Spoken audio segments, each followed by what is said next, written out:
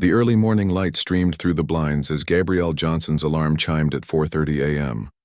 With practiced efficiency, she silenced it before it could wake her husband, who wouldn't need to be up for another hour. 15 years into her career as a Federal Aviation Administration inspector, pre-dawn wake-ups still weren't easy, but the importance of her work made them worthwhile. Gabrielle sat on the edge of the bed for a moment, mentally preparing for the day ahead. Today wasn't just any routine day. She was conducting an unannounced compliance check on SkyRoad Airlines, following several passenger complaints about inconsistent application of their policies. The airline didn't know she was coming, that was the point. In the bathroom, she splashed cold water on her face and studied her reflection. At 42, her face showed the wisdom of her years while maintaining a youthful energy that came from loving what she did. Her dark eyes, which missed nothing during inspections, were now focused on getting ready for the day. "You heading out for Chicago?" Her husband Thomas called from the bedroom, his voice still heavy with sleep. "Sorry I woke you," Gabrielle replied as she pinned her curly black hair into a neat bun. "Yeah, Chicago today. Should be back tomorrow evening unless something comes up." "Something always comes up," Thomas said with a knowing chuckle. In their walk-in closet, Gabrielle carefully considered her outfit. This was always strategic on unannounced inspections. She selected dark jeans, perfectly acceptable under the airline's published dress code, and paired them with a navy blazer over a white blouse. Professional but not screaming federal inspector, her official credentials and badge went into her briefcase rather than around her neck. For the first part of this inspection, she would be observing as a regular passenger. After a quick breakfast of yogurt and granola, Gabrielle kissed her still drowsy husband goodbye and wheeled her carry-on suitcase to the car. The streets of her Atlanta suburb were quiet at this hour, with only the occasional early commuter sharing the road. She used the peaceful drive to mentally review SkyRoute's file. 3 complaints in the past month alleged discriminatory application of the airline's dress code and boarding policies. 2 came from black women, 1 from a Latino man. All 3 passengers had noted that white passengers in similar attire had boarded without issue. While individual incidents could be misunderstandings, a pattern suggested a possible systemic problem, exactly the kind of thing FAA compliance checks were designed to identify and correct.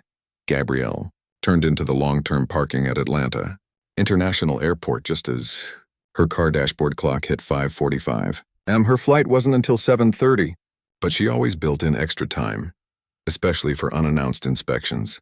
Observation began the moment she entered the airport. The shuttle from the parking lot was half empty, carrying mostly airline staff and business travelers like herself.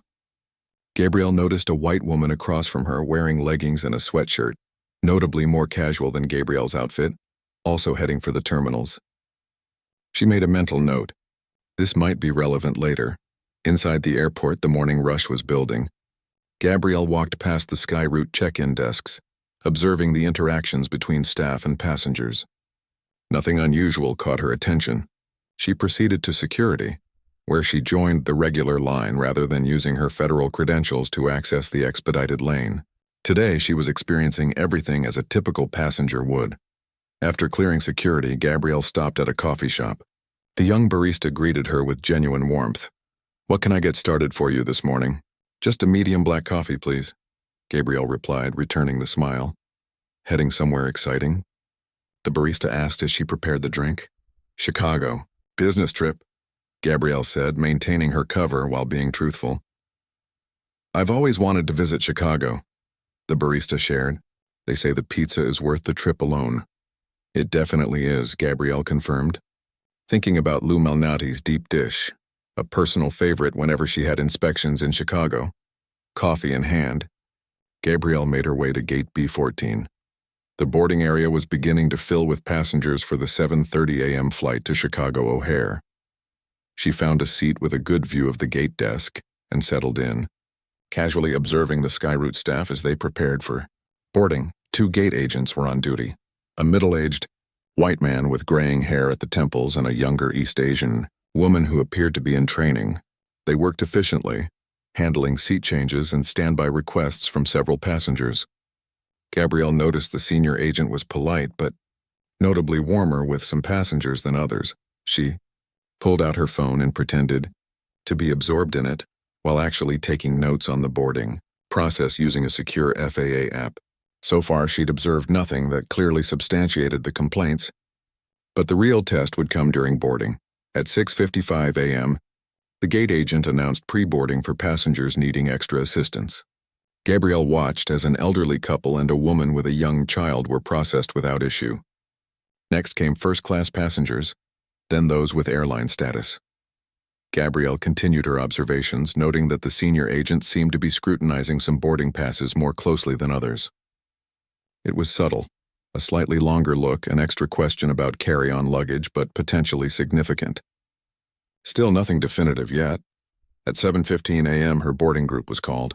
Gabrielle gathered her belongings, wheeled her carry-on toward the gate, and joined the line. She watched as the woman in leggings and a sweatshirt from the shuttle was processed through without comment about her attire. Two more passengers in casual clothing, jeans, t-shirts, even track pants, also boarded without issue.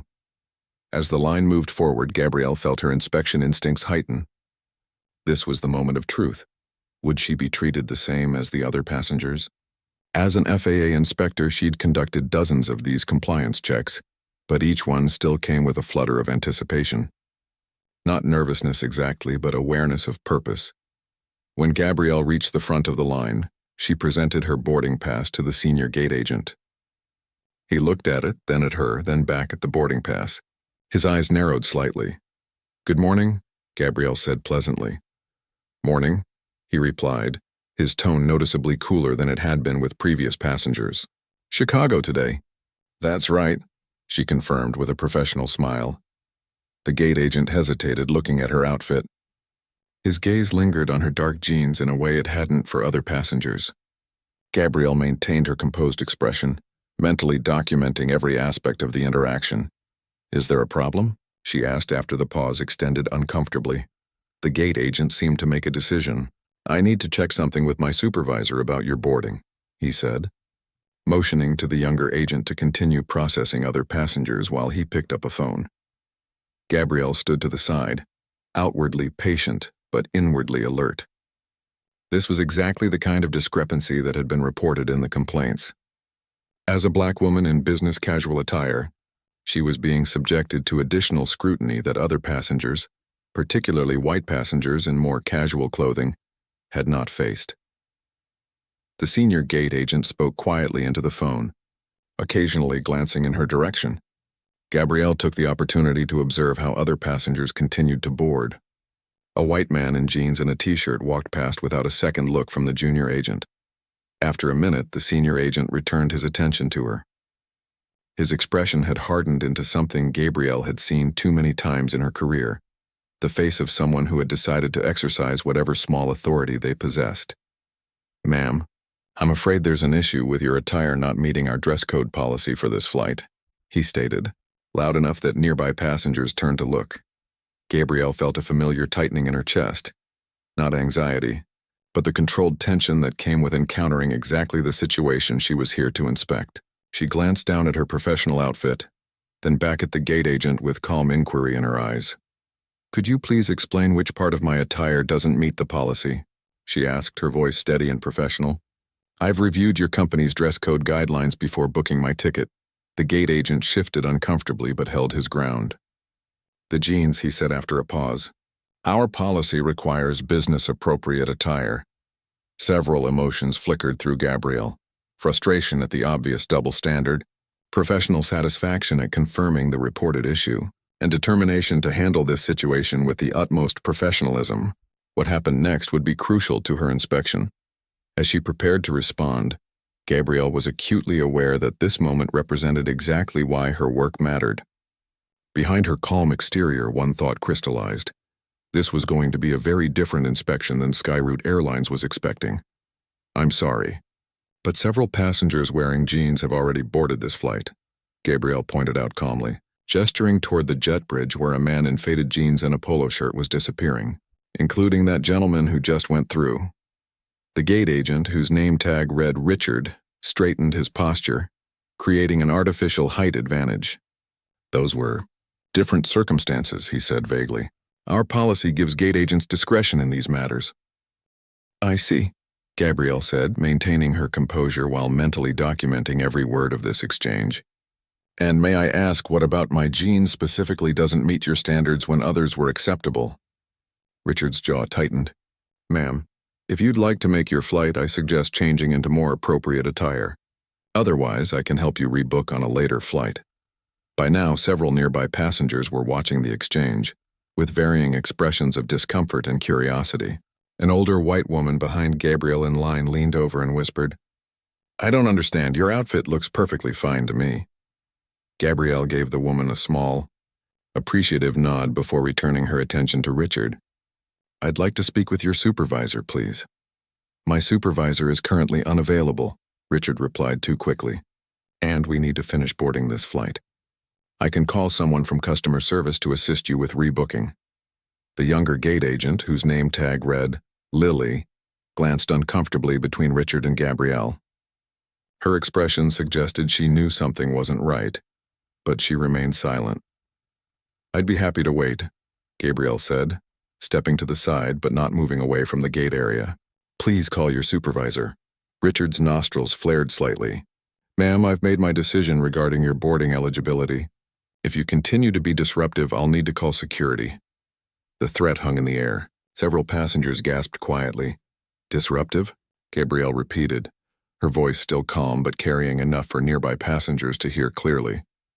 I'm standing quietly and requesting to speak with a supervisor about what appears to be selective enforcement of your dress code policy. How exactly is that disruptive? A middle-aged black man in a business suit who had been observing stepped forward.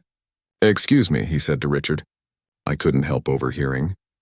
I'm a frequent flyer with your airline, and I've never seen anyone denied boarding for wearing jeans, especially ones as nice as hers. Richard's face flushed. Sir, this doesn't concern you. Actually, it does, the man said, pulling out his phone. Because I'm wondering if I should be concerned about how your airline enforces its policies. By now, the boarding process had slowed considerably. More passengers were watching, some openly recording with their phones. The atmosphere at Gate B14 had shifted from routine morning travel to tense confrontation. Lily, the junior agent, leaned toward Richard and whispered something. He shook his head firmly. Look, Richard said, lowering his voice and leaning toward Gabrielle. We have standards to maintain. Your outfit is simply too casual. I'm doing you a favor by offering to rebook you rather than denying you outright. Gabrielle took a slow, deep breath. In 15 years of conducting compliance checks, she'd encountered situations like this before, but it never got easier to experience discrimination firsthand, even when she knew her FAA credentials could end the situation instantly. But revealing herself now would cut short the inspection before she could fully document the extent of the issue. Richard, she said, using his name deliberately, I'd like you to explain exactly which part of your written dress code policy my outfit violates. I'm wearing dark tailored jeans with a blazer and blouse. Your policy, which is available on your website, specifically states that neat jeans without holes or fraying are acceptable for economy class travel. A few passengers nodded in agreement. One woman called out, Yeah, I checked that policy too before I wore these today, pointing to her own jeans. Richard's expression hardened. Ma'am, as I said, gate agents have final discretion. Your jeans are too tight and inappropriate for travel. The comment hung in the air. A few passengers exchanged glances, clearly recognizing the comment for what it was. I see, Gabrielle said, her voice still professional but now carrying an edge of steel. So to be clear, you're saying my body shape makes these jeans inappropriate even though they meet the written policy guidelines? Richard seemed to realize he'd gone too far. That's not what Because, Gabrielle continued, I noticed at least 7 other passengers in jeans board without question, including several women. The difference seems to be, we need to complete boarding, Richard interrupted, turning to Lily. Continue processing the remaining passengers. Ma'am, please step aside. Your rebooking options can be discussed at the customer service desk. Lily hesitated, clearly uncomfortable. Richard, maybe we should continue boarding, he repeated firmly. Gabrielle stood her ground. I'd like your supervisor's name and your full name for my formal complaint. File whatever complaint you want, Richard said dismissively. Now please step aside or I will call security. The man who had spoken up earlier was still recording, I think we'd all be interested to see how that goes, he said quietly. A woman in line called out, "This is ridiculous. Let her board." Others murmured in agreement. Gabrielle weighed her options carefully. Her primary goal was to complete a thorough inspection of the airline's practices, which meant she needed to document this incident fully, while also eventually making it onto the flight. Revealing her identity now might satisfy her personal frustration, but would compromise the larger investigation. "I understand," Gabrielle said finally. "Could I at least use the restroom before going to customer service? My flight to Chicago is important, and I'd like to try to work this out quickly." Richard seemed relieved at her apparent acquiescence. "The restrooms are back that way," he said, pointing toward the main terminal area. "Customer service is at the center of the concourse." "Thank you," Gabrielle said, picking up her carry-on. As she turned to leave, several passengers gave her sympathetic looks. The man who had been recording approached her. "That was completely inappropriate," he said quietly. "I caught it all on video if you need it for your complaint." "Thank you," Gabrielle said sincerely. "That's very kind."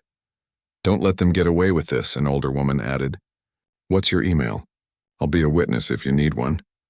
Gabrielle was touched by the solidarity. "I appreciate that more than you know," she said, taking the woman's contact information. Instead of heading directly to the restroom, Gabrielle walked to a quiet corner of the gate area where she could still observe the boarding process. She pulled out her phone and quickly typed detailed notes about the entire interaction, including Richard's comments and the reactions of other passengers. As she worked, she noticed a harried-looking woman in a SkyRoute Airlines management uniform hurrying toward gate B14. The supervisor had apparently been located after all.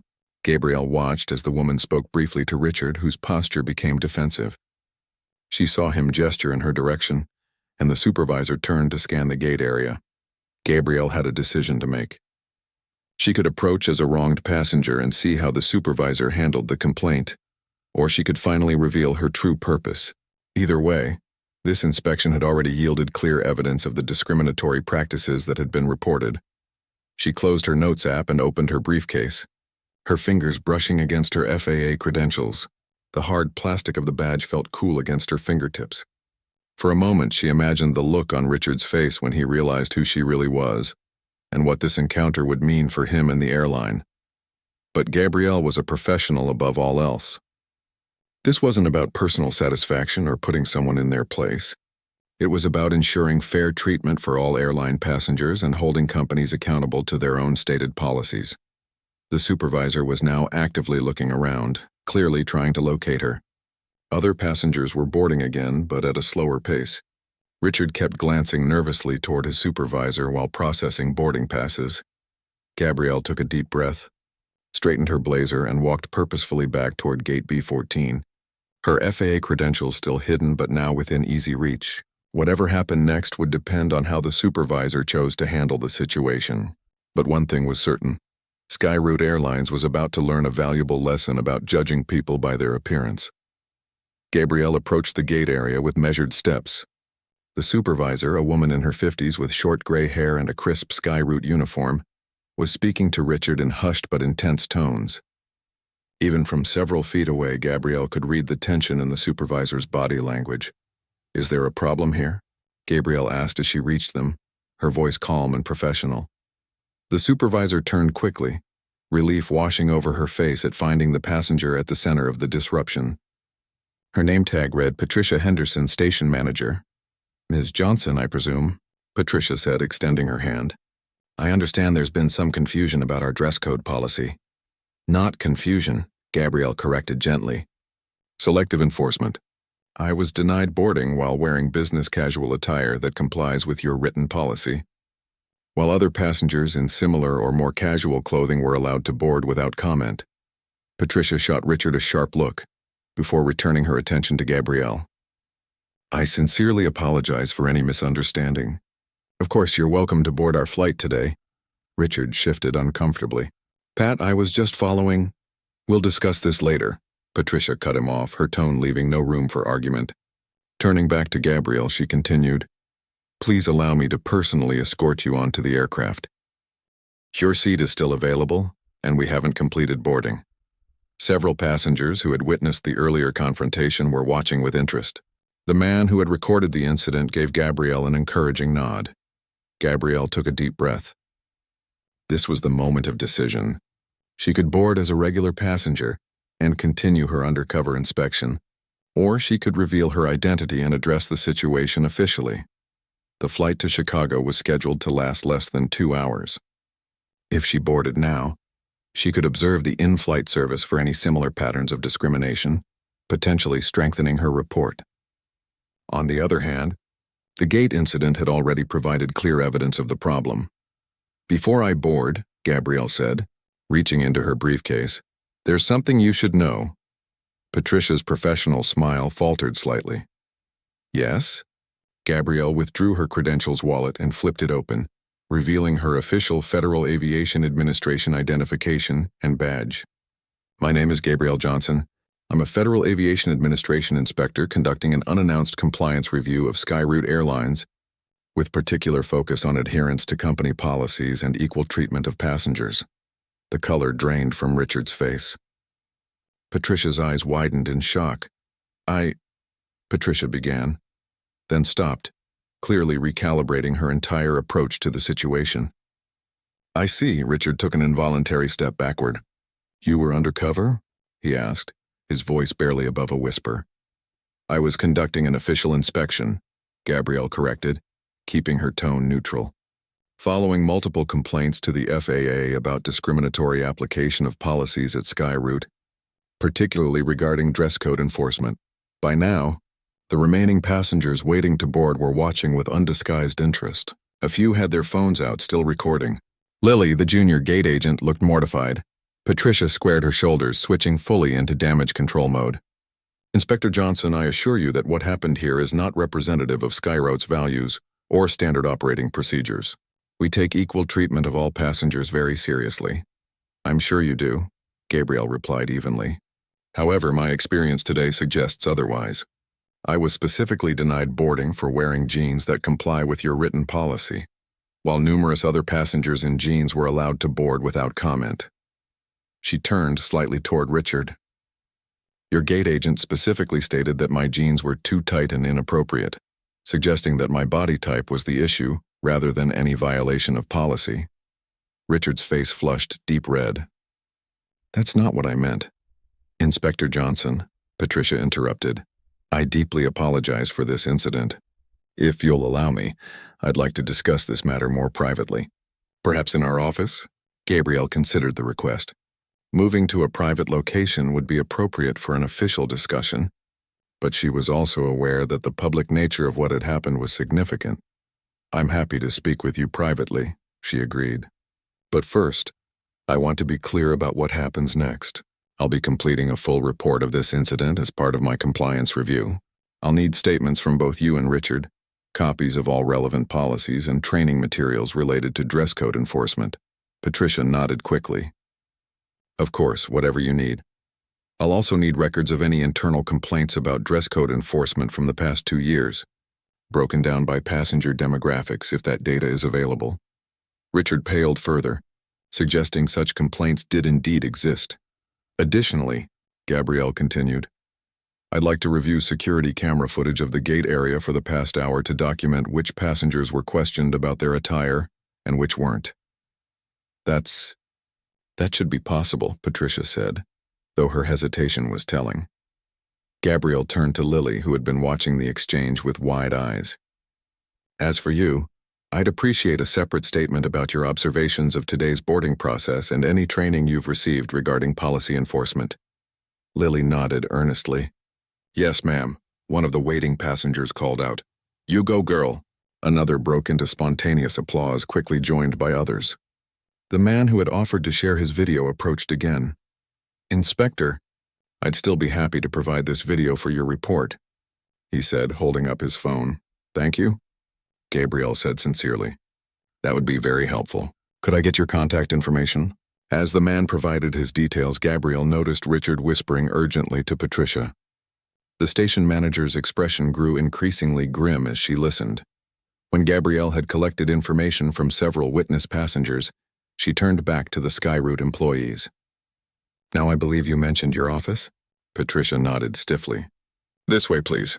Lily, please complete the boarding process, she added before leading Gabrielle away from the gate. As they walked through the terminal, Patricia attempted to establish a more collegial tone. I want you to know that I personally take these matters very seriously, Inspector Johnson. What happened today is not reflective of our company culture. I understand, Gabrielle replied, but it's important to recognize that company culture is revealed by what actually happens, not just by what's written in policy documents. The fact that your gate agent felt comfortable denying me boarding based on my appearance while allowing others through suggests a systemic issue, not just an individual one. Patricia winced slightly. You're right, of course. I'm not making excuses. This is deeply concerning to me both professionally and personally. They reached a door marked Skyroute Airlines, Station Operations, and Patricia swiped her badge to enter. The office beyond was a typical airport administrative space. Desks clustered in a central area, with a few small private offices around the perimeter. Patricia led Gabrielle to a small conference room and closed the door behind them. Please have a seat, she said, gesturing to a chair before taking one herself. For a moment, neither woman spoke. Patricia seemed to be gathering her thoughts, perhaps calculating the potential fallout from the morning's events. Gabrielle waited patiently, giving the station manager space to collect herself. Finally, Patricia broke the silence. I need to ask you something, and I hope you'll answer honestly. She paused, meeting Gabrielle's eyes directly. Is there any way to resolve this without a formal report? Richard has been with us for 15 years, and while I don't excuse what happened today, I'd hate to see his career ended over one incident. Gabrielle had anticipated this question. It wasn't the first time a manager had tried to minimize the impact of a compliance failure. Patricia, she said gently but firmly, this isn't about punishing Richard. It's about ensuring that Skyroute Airlines provides equal treatment to all passengers, as required by federal regulations and your own stated policies.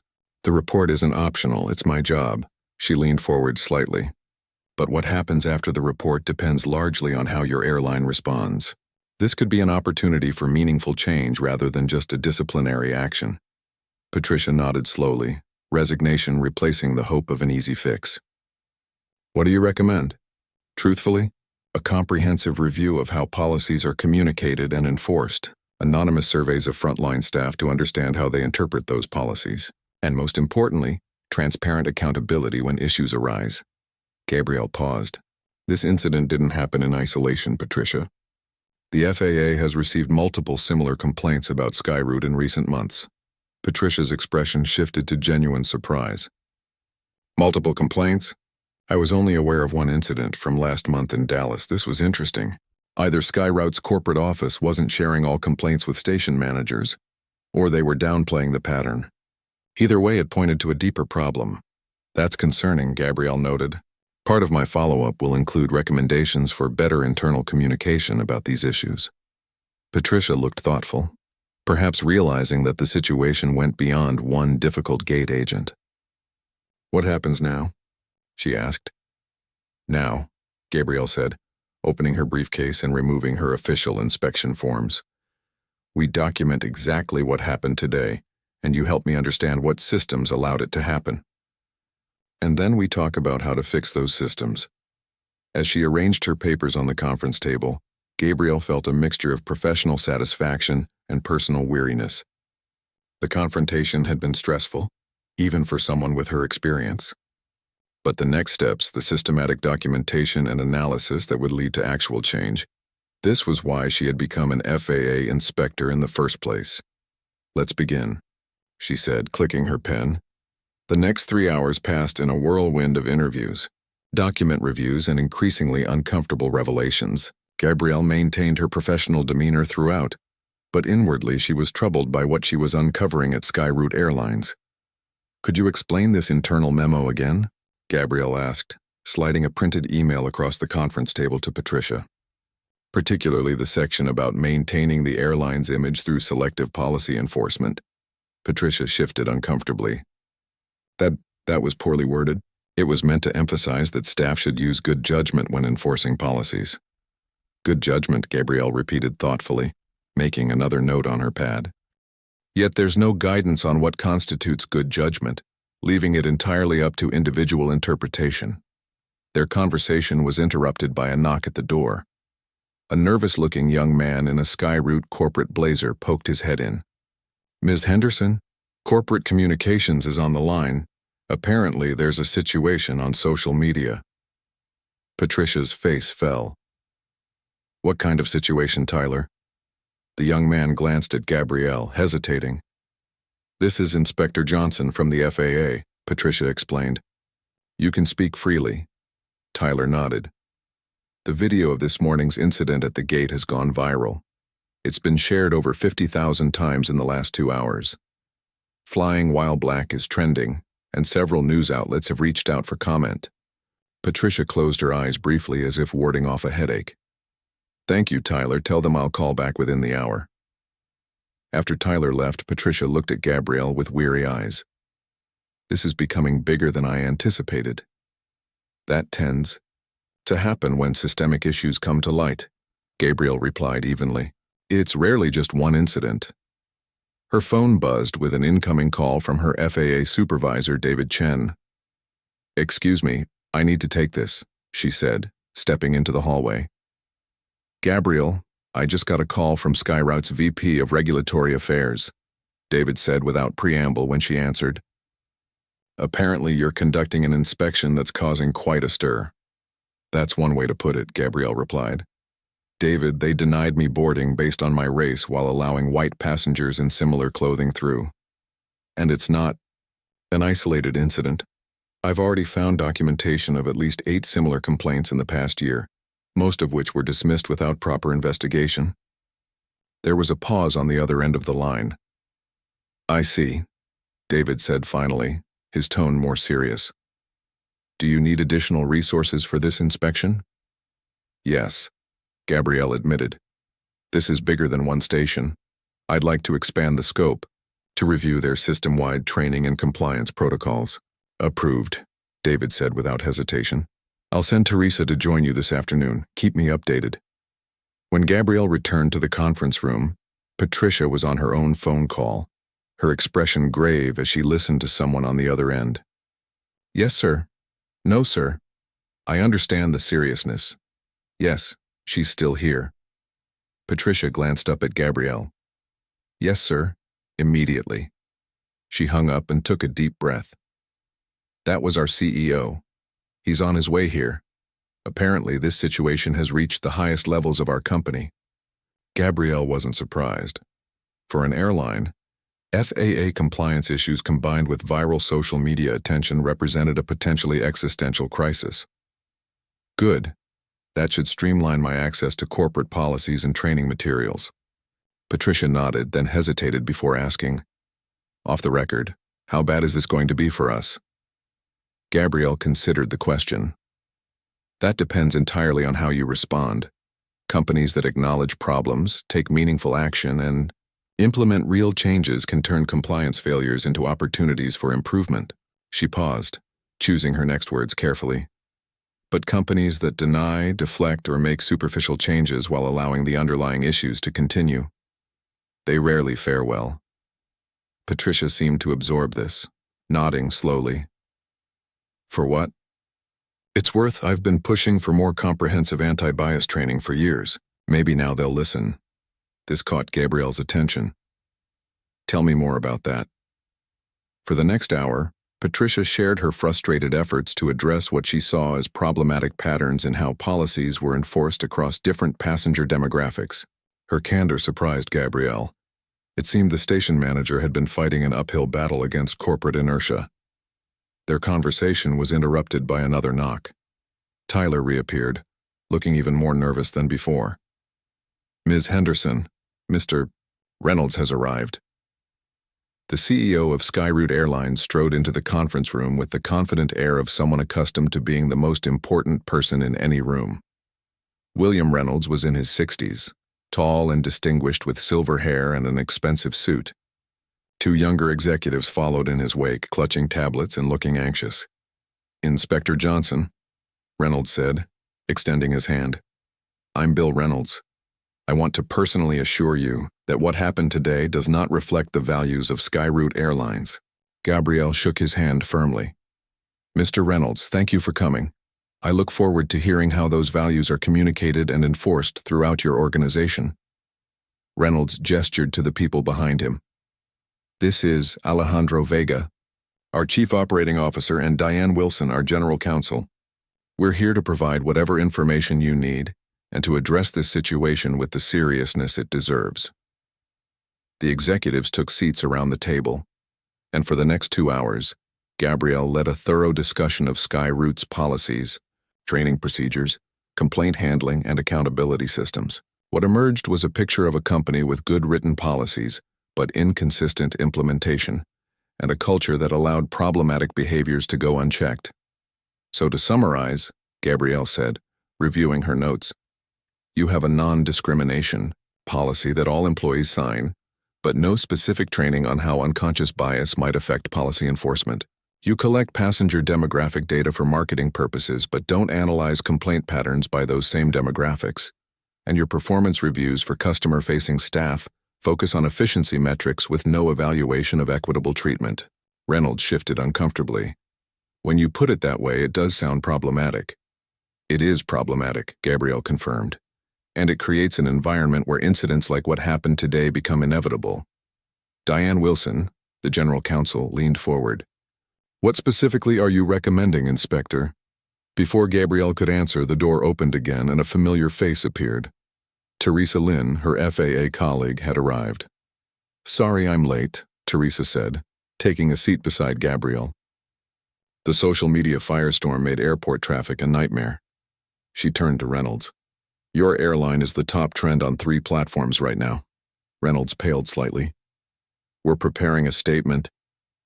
With all due respect, Mr. Reynolds, Gabrielle interrupted. What you need is not just a statement but a plan. A comprehensive, transparent plan to address the issues we've identified today. Teresa nodded in agreement.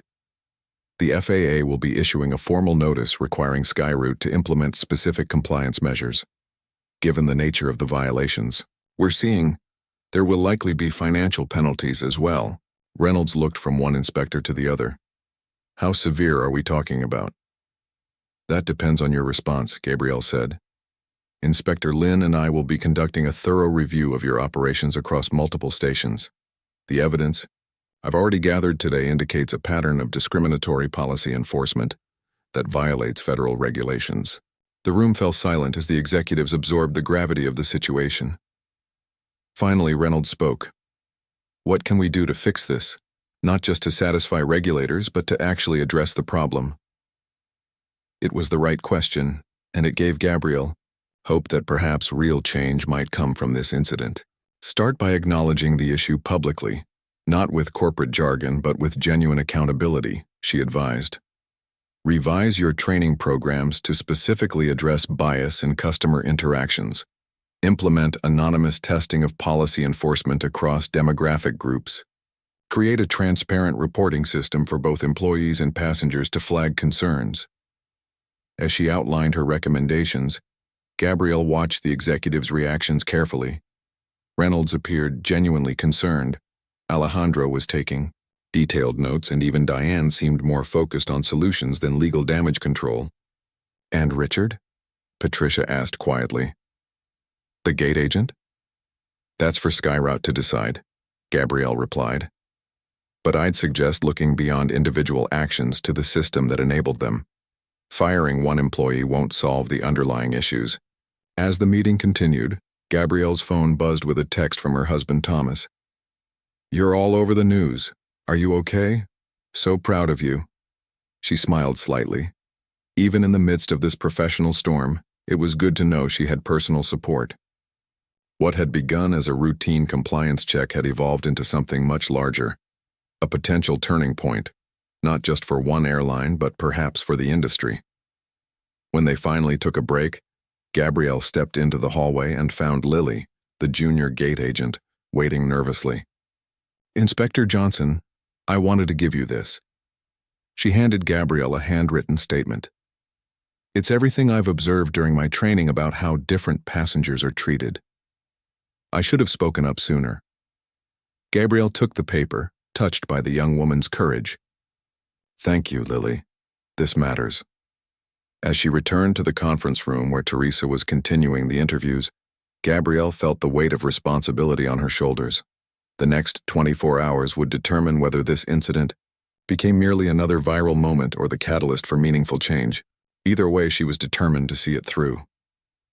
3 months later, Gabrielle stood at the podium in Skyroot Airlines corporate headquarters, looking out at a room filled with executives, trainers, and frontline staff from across the company. The atmosphere was far different from that tense day in Atlanta. There was an energy of purpose and commitment that hadn't existed before. As we conclude this comprehensive compliance review, Gabrielle said, turning to the final slide of her presentation, "I want to acknowledge the significant changes Skyroot has implemented over the past 90 days.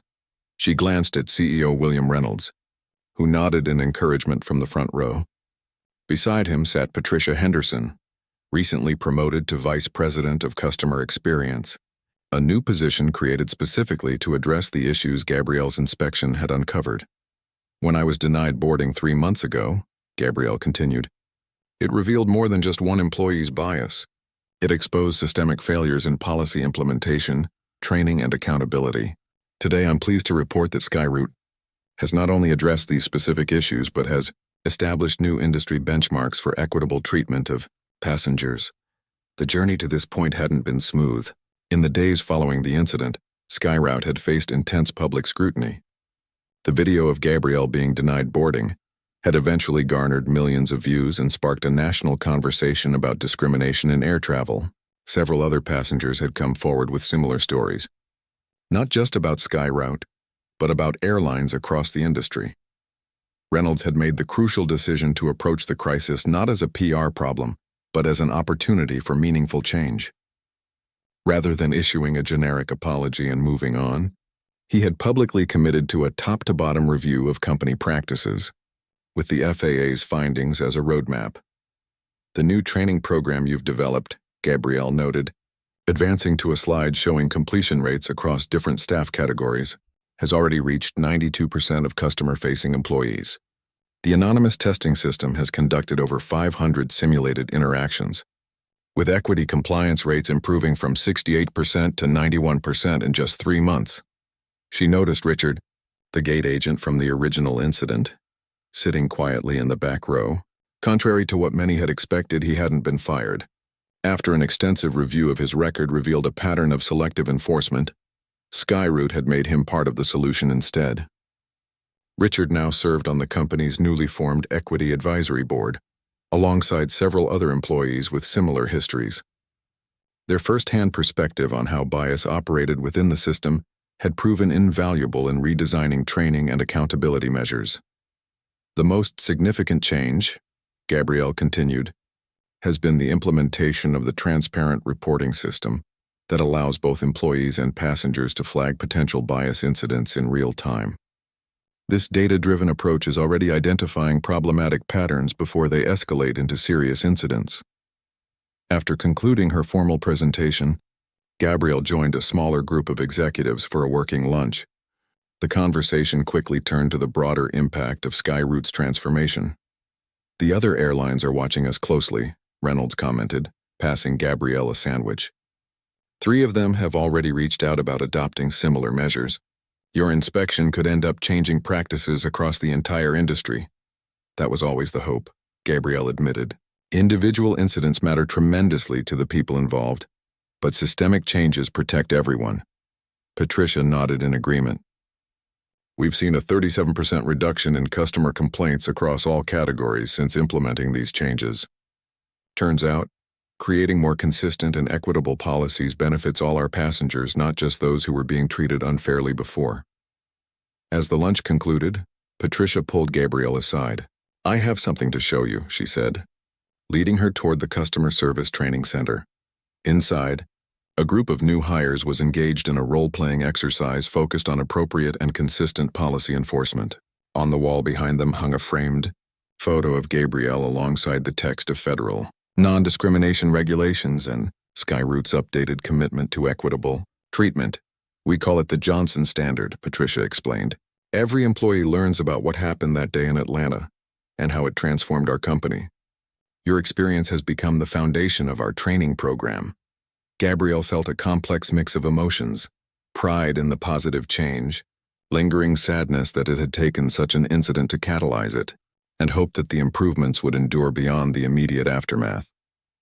Later that afternoon, Gabrielle met with Lily, the junior gate agent who had shown such courage during the initial inspection.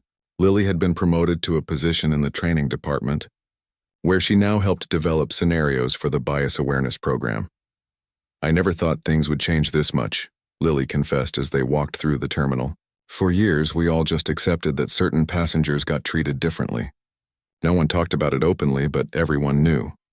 "That's how systemic problems persist," Gabrielle replied. "Through silence and acceptance of the way things are." Lily stopped walking and turned to face her. "Can I ask you something personal? How did it feel that day, being treated that way even though you knew you could end it by showing your credentials?" Gabrielle considered the question carefully. "Honestly, it was a mix of things. Professional focus on documenting what was happening, personal hurt at being discriminated against, and a certain heaviness, knowing that most people in that situation don't have an FAA badge to pull out when they're treated unfairly." Lily nodded thoughtfully. "That's why this matters so much. For all the people who don't have badges." As Gabrielle prepared to leave for her flight home, she received a text message from David Chen, her supervisor at the FAA. "Regulatory Affairs Committee wants to use Skyroute as a case study for new industry-wide standards. Your report is making waves. Well done." Gabrielle smiled as she walked toward her gate. When she'd become an FAA inspector 15 years ago, she'd hoped to make air travel safer and more equitable. Today felt like a significant step toward fulfilling that mission. At her departure gate, Gabrielle noticed something that brought her journey full circle. A passenger, a young black woman in jeans and a blazer remarkably similar to what Gabrielle had worn that fateful day, was being processed through boarding without a second glance. The gate agent was following the standard procedure, checking the boarding pass, verifying the carry-on met size requirements, and sending the passenger on her way with a friendly, "Have a good flight." It seemed like such a simple thing, to be treated the same as everyone else. Yet Gabrielle knew from both professional experience and personal life just how profound that simple courtesy could be when it had previously been denied. As Gabrielle boarded her own flight, the captain greeted her with a smile. "Inspector Johnson, right? Word gets around. Thank you for the work you're doing." Settling into her seat, Gabrielle reflected on the past 3 months. One incident, captured on video and amplified by social media, had created an opportunity, but it had taken the committed work of many people, from frontline employees to executives, from passengers who spoke up to regulators who enforced standards, to turn that opportunity into meaningful change. Her phone buzzed with a message from Thomas. "Home tomorrow? Made dinner reservations to celebrate." "Yes," she texted back. "Lots to celebrate." As the plane taxied toward the runway, Gabrielle gazed out the window at the sprawling operations of the airport. In this complex system of rules, technologies, and human decisions, change never happened overnight. It came through persistent effort, through holding institutions accountable, and through the courage of individuals who refused to accept the status quo. The plane lifted into the air, and Gabrielle felt a sense of accomplishment mixed with renewed purpose. There would always be more work to do, more systems to improve, more people who needed advocates. For today, though, she could take satisfaction in knowing that the next passenger who looked like her would likely have a different experience than she had faced 3 months ago. Sometimes, that was enough.